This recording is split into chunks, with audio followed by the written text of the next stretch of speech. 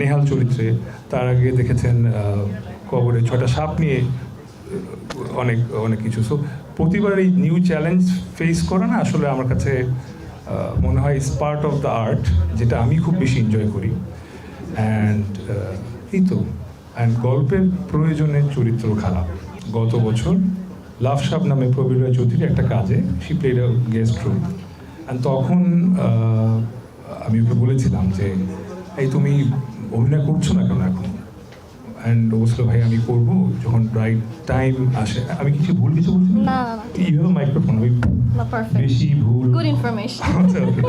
So তখন থেকে I was looking for an opportunity যে নীলার সঙ্গে কখন কাজ করা যায়, কীভাবে কাজ করা যায়। অ্যান্ড এরপর কেম লাস্ট রোজার ঈদ, একটা মিউচুয়াল ফ্রেন্ডের বাসায় আমরা ঈদের দিন রাত্রেবেলা আমি গিয়ে দেখি নীলা ইজ দেয়ার। অ্যান্ড সামহাও তখন আই ওয়াজ অলরেডি প্ল্যানিং যে নীলার সঙ্গে একটা কাজ করবো।